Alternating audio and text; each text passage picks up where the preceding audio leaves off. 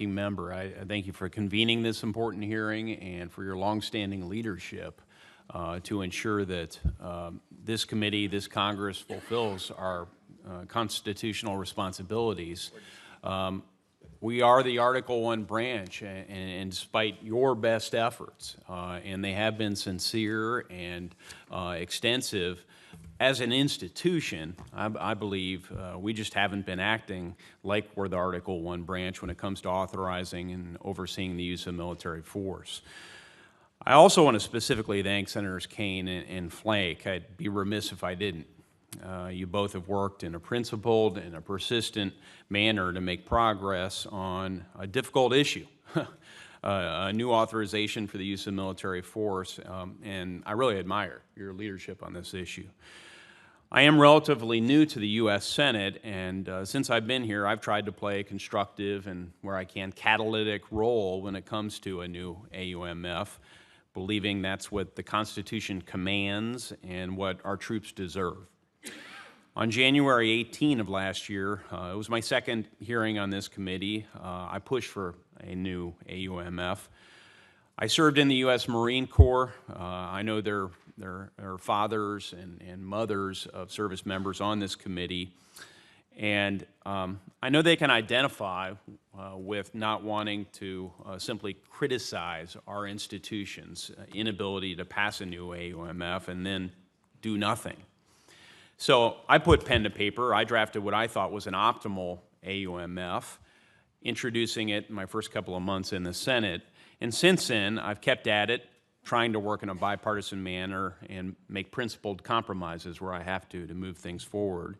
I'm proud of the role I played in breaking a deadlock a few months ago and in shaping Senate Joint Resolution 59. And I'm excited we're at this point with serious bipartisan legislation and candid feedback that has a, and I really believe that we still have a chance of passing this new construct out of this committee. In the course of doing that, we're going to have to balance two important objectives. First, we have to fulfill these Article I constitutional responsibilities with respect to war powers. That requires congressional authorization and assertive oversight when it comes to who we're fighting and where we're fighting them.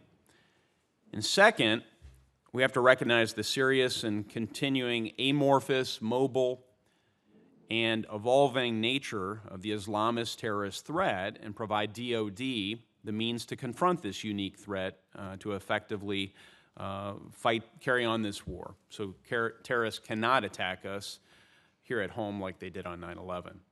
Now, I know these two objectives are clearly in tension with one another from time to time, and that's why this isn't easy, but I believe that Senate Joint Resolution 59 is the best attempt yet that could actually pass to balance these sometimes competing priorities. And so for that reason, I'm an original co-sponsor of this legislation. To my fellow Republicans, to fellow Hawks, I say that this provides an increasingly necessary legal update to enable DoD to take the fight to our enemies, to detain enemy combatants when we can capture them, and to keep Americans safe. Passing this legislation would also demonstrate our continued support for our troops and the continued determination of the American people to defeat Islamist terrorists. To those who believe that Congress has abdicated its role in war powers and worry about an unchecked executive, concerns I share, I say that an objective analysis of this legislation demonstrates that Senate Joint Resolution 59 is a dramatic improvement over the status quo.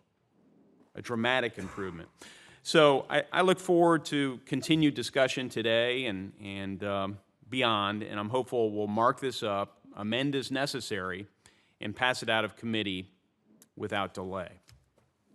Mr. Bellinger, many Americans don't follow these issues as closely as we do, certainly as you do. You mentioned today that there are legal problems associated in your analysis with detention authority under the current AUMF. You recently alluded, again here today, to subsequent presidential stretching of legal authority since passage of the 2000 AUMF. As someone who has served as the top legal advisor in a Republican administration, can you briefly expand upon why you believe executive branch legal reliance on the 01 AUMF for continued military activities against Islamist terrorist groups is becoming, as you've put it, increasingly strained?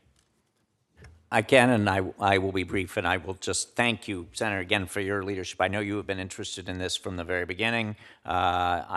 I thought your bill was very helpful, and I know you've worked with the others on this, and particularly given your own military background, I salute you for what you've done.